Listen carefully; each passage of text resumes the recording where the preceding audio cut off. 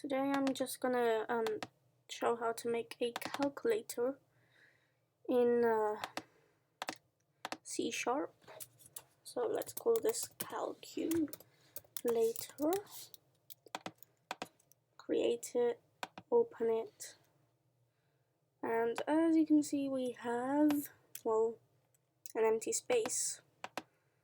So what we do is we create a new project, go into terminal, create a new terminal, and call it .NET new console. Just wait for it. You'll see a few files pop up. As you can see, we have this, but we're just gonna focus on program.cs.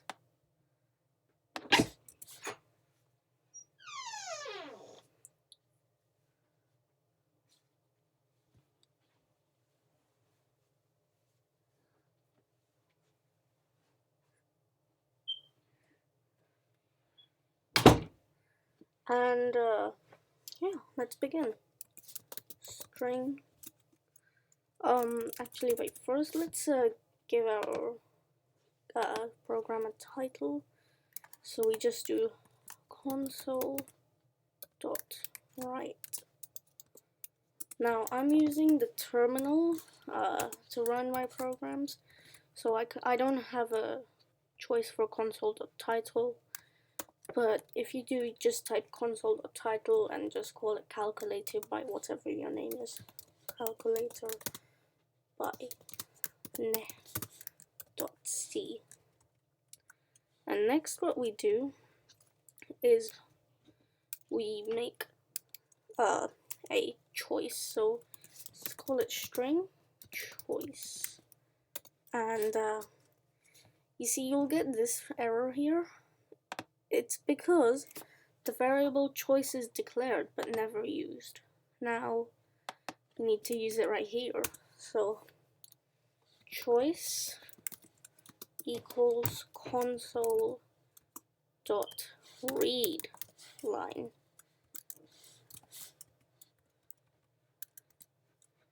So now we can add user input, but how do we know that the user is going to type something?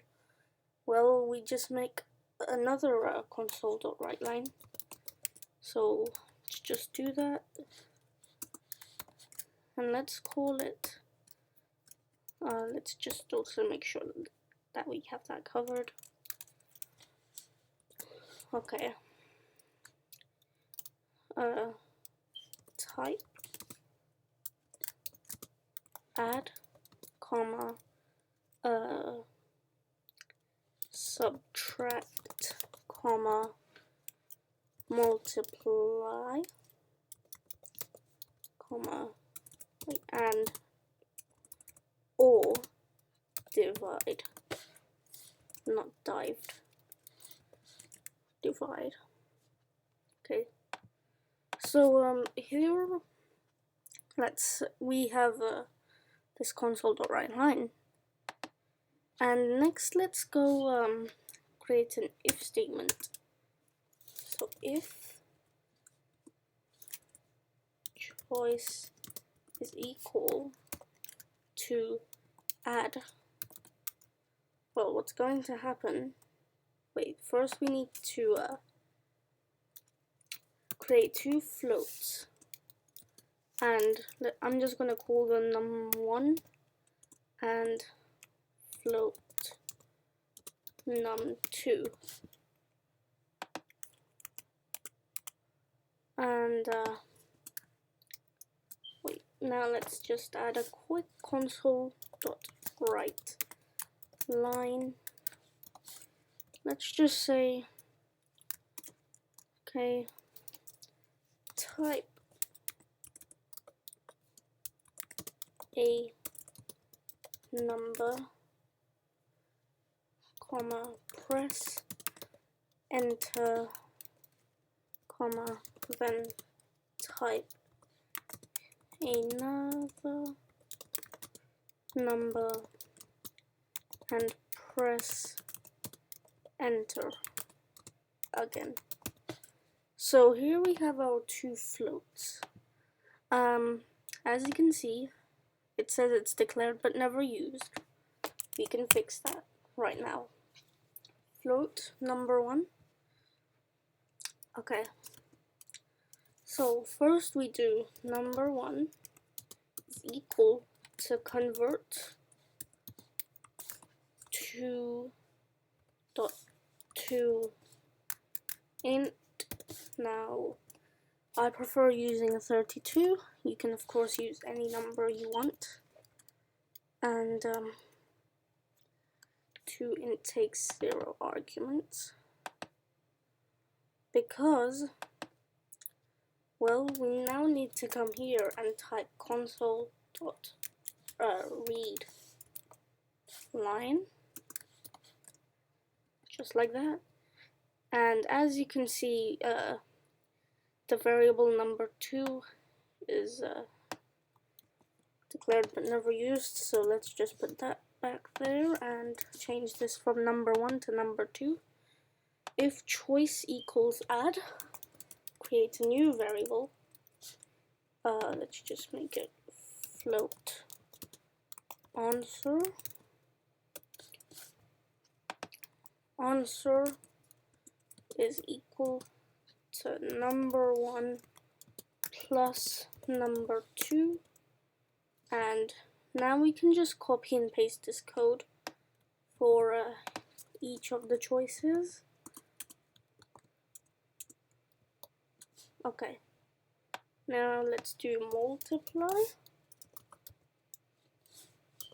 and number 1 multiplied by number 2. Remember, the star is a multiply.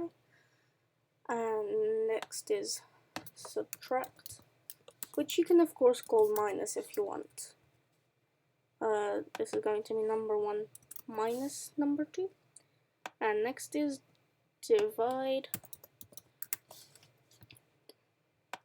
and this is going to be number 1 divided by number 2. Now afterwards we can add comments and all of that stuff. Remember, a comment is this or this. So now it's going to take in our inputs. In fact, let's see that happen.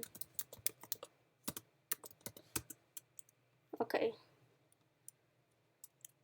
so let's put divide.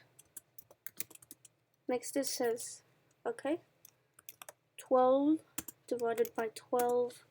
However, we have not printed the answer on, so let's do that next.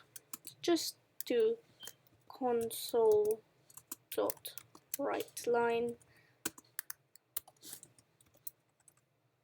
answer, and after that we can just copy and paste this, and let's put this here, and that should be set. We should have a calculator now. Let's see.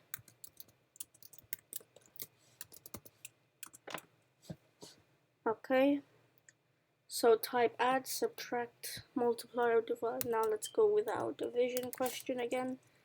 Okay, 12 divided by 12 is 1, as you might know. In fact, I think let's create a new terminal because it's kind of getting messy. .NET run. Okay, now let's do subtract, and 23 take away 10 is of course 13. So yeah, we have built a calculator. Now let's just put in some comments. So title, and then user gets to choose his sign or whatever, and here we have number 1, number to. Usually you wouldn't put this many notes, but I mean comments, but yeah. Okay, ads. Do we even need this? Probably not. So yeah, we have literally built a calculator. And it was actually extremely easy.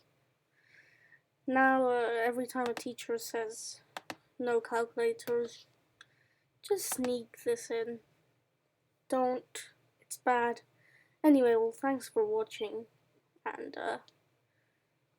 see you next time.